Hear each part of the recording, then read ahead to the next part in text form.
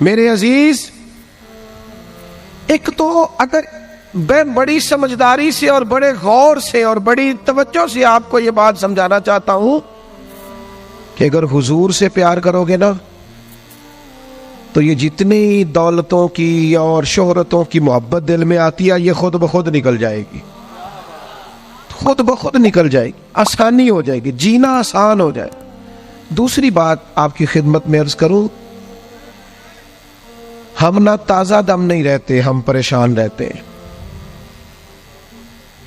ہم بور ہوتے ہیں، ہماری طبیعتیں بعض اوقات جلد بازی کرتی ہیں، ہم بعض اوقات الجھ جاتے ہیں، قرار تلاش کرتے ہیں۔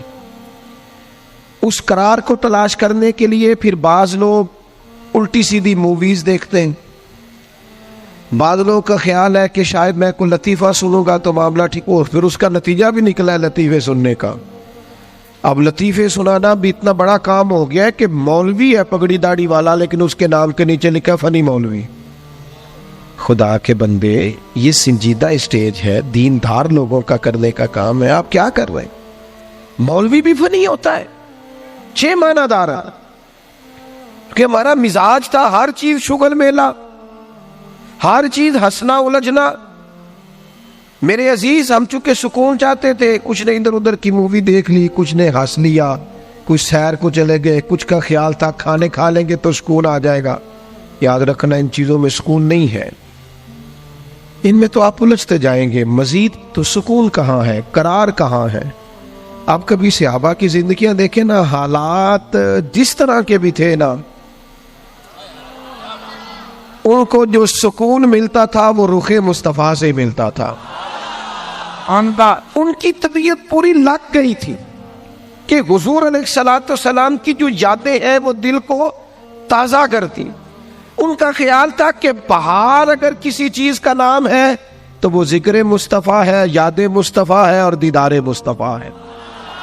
اعلیٰ حضرت مفتی ہیں، فتویٰ دیتے ہیں، اعلیٰ حضرت مفسر قرآن ہے، کنز الایمان بذات خود ایک تفسیر ہے، ترجمہ ہی تفسیری ہے۔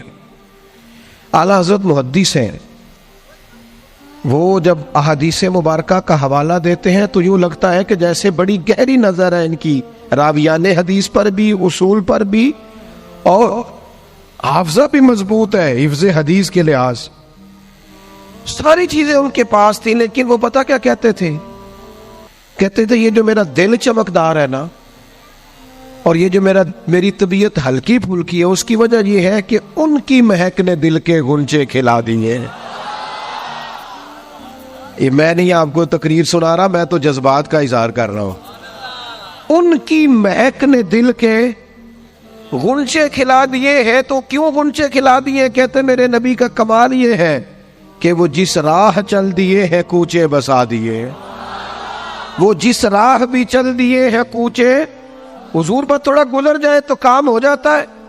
قرار، سکون، سارے دکھ مٹ جائیں گے اگر دل حضور سے لگا لو گے، اگر محبتوں کا مرکز رسول پاک کو بنا لو گے۔ آپ دیکھیں احد کے میدان کے اندر کافر نے ایک بڑی عجیب سازش کی مسلمانوں کو پریشان کرنے کے لیے۔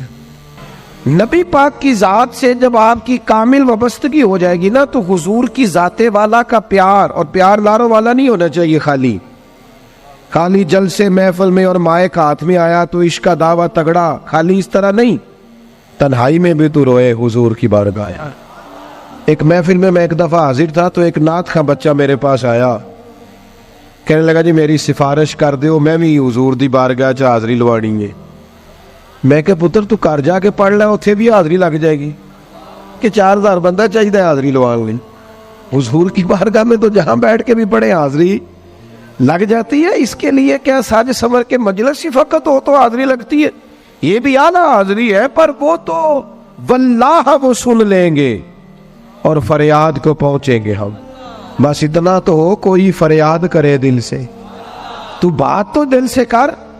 آپ کی جب کامل وابستگی حضور سے ہو جائے گی نا تو یہ غربتوں کا ڈر، یہ پریشانیاں، یہ آزمائشیں، ایک جگہ رونا نہیں رویا حضرت بلال نے کبھی اپنی غریبی کا، ایک جگہ پریشان نہیں ہوئے کبھی حضرت سلمان فارسی کے میں پردیسی ہوں، ایک جگہ بھی کبھی جناب صہیب رومی کو تکلیف نہیں ہوئی. کیوں بلا؟ اس لیے کہ حضور کی محبت ایسی دوا ہے جو ہر بیماری سے شفا عطا کر دیتی. احد کے میدان میں کافروں نے ایک چال چلی تھی. ان کو پتا تھا کہ کون سی بات مسلمانوں کو زیادہ پریشان کر سکتی ہے. انہوں نے ایک افواہ پھیلا دی تھی کہ معاذ اللہ حضور کو شہید کر دیا گیا. اس کی وجہ سے شدید پریشان ہوئے صحابہ، اور جنگ کے جو نتائج برعکس آئے اس کی بڑی وجہ یہ افواہ بھی بنی. اب صحابہ بڑے پریشان تھے، حضور شہید ہو گئے. کچھ لوگ نا میدان احد سے جب واپس آ رہے تھے نا جنگ ختم ہونے کے بعد، ایک خاتون جا رہی تھی میدان جنگ کی جانب. عورتیں اپنے مزاج کے لحاظ سے کمزور ہوتی ہے قلبی طور پر، اور بڑی خوبصورت بات لکھی ہے علماء نے. کہتے ہیں عورت کے دل میں درد زیادہ ہوتا ہے نا، پیار زیادہ ہوتا ہے، اور یہ جو وہ کمزور واقعہ ہوئی ہے اسے عیب نہ سمجھو. اسی لیے تو اللہ نے بچے کو پالنے کا ذمہ اس کا لگایا ہے کہ وہ شفقت زیادہ رکھتی ہے، محبت زیادہ رکھتی ہے، درد دل زیادہ رکھتی. اس لیے جس درد سے وہ بچے کو پال لیتی ہے نا. میرا بیٹا ایک دن گھر میں کچھ پکا ہوا تھا، اس کی اماں کہنے لگی کھانا کھاؤ، کہندا ہے میں نہیں کھانا. وہ دی اماں کہندی میں بڑا زور لایا، بڑی محنت کیتی، بڑی گرمی چ پکایا، اج تے ہی کھانا پڑا ہے. کہنے لگا میں نہیں کھانا، میں آرام سے کھانا کھا رہا ہوں. اب وہ ماں بیٹا بحث کر رہے ہیں. تھوڑی دیر گزر گئی تو مینوں کہندی تسی کیوں نہیں بول دے؟ میں کہا مینوں پتہ ہے کنے جیتنا ہے، تھوڑی دیر بعد کھلو جاؤ، مجھے پتہ ہے کنے جیتنا ہے. وہ بچہ اٹھ کے اندر چلا گیا، کہنے لگا میں نہیں کھاندا تسی کھاؤ. وہ پھر 5 منٹ لگے تو وہ پکانا شروع کرتا جو بچہ کہہ رہے ہیں. تو میں کہا میں نے تو پتہ ہے نا دا نتیجہ کی ہے، تو اس بحث میں جانے کی ضرورت ہے. اس لیے کہ ماں اولاد کے سامنے ہمیشہ ہی ہار جاتی ہے. وہ اولاد کے سامنے جیت سکتی، وہ نہیں جیت سکتی نا. شفقت ایسی ہے. عورتیں مزاج کے لحاظ سے اللہ تعالیٰ نے نرمی دی ہوتی، اس کو عیب نہ جانا جائے. یہ اللہ تعالیٰ نے انہیں ودیت کی ہے چیز. تو خاتون جا رہی ہے میدان احد کی جانب، وہاں سے صحابہ آ رہے. تو خاتون پوچھتی ہے صحابہ سے حضور کا کیا حال ہے؟ تو ایک صحابی اپنے لہجے میں گویا کہنے لگے خبر مشکل ہے پر تجھے سنانی بھی ضروری ہے، اس جنگ میں تیرے بھائی کا انتقال ہو گیا ہے. بہن کے لیے اس سے بڑی بھی کوئی خبر ہوگی کہ بھائی کا انتقال ہو گیا. وہ خاتون نے یہ خبر سنی، اِنَّ لِلَّهِ وَإِنَّا إِلَيْهِ رَاجِعُونَ پڑھا، آگے گزر گئی. اگلے صحابی سے جا کے پوچھتی ہے حضور کا کیا حال ہے، اور بے چین ہے، دوڑی جا رہی. یہ میری بات کو سمجھے آپ.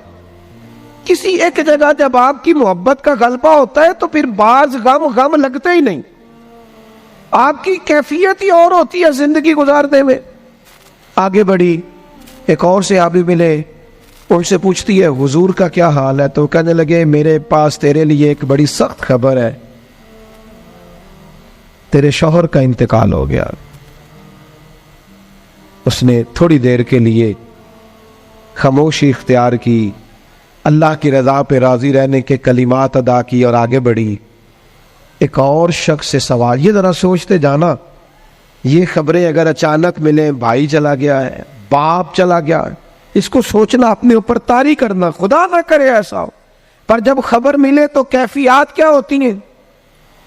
وہ خاتون آگے بڑھی تو ایک شخص اور ملا، پوچھتی ہے ذرا بتاؤ نا حضور کا کیا حال ہے.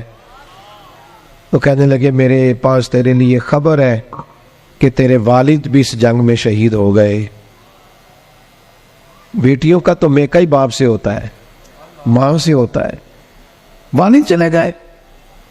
تھوڑی دیر کے لیے گردن جھکی، کلمات ادا کی، اور پھر پوچھتی ہے صحابی سے والد چلے گئے، بھائی چلے گئے، شوہر چلے گئے، مجھے بتاؤ کہ میرے نبی پاک کا کیا حال ہے. تو صحابی کہنے لگے الحمدللہ میں زیارت کر کے آیا ہوں، رسول پاک بالکل ٹھیک ہے.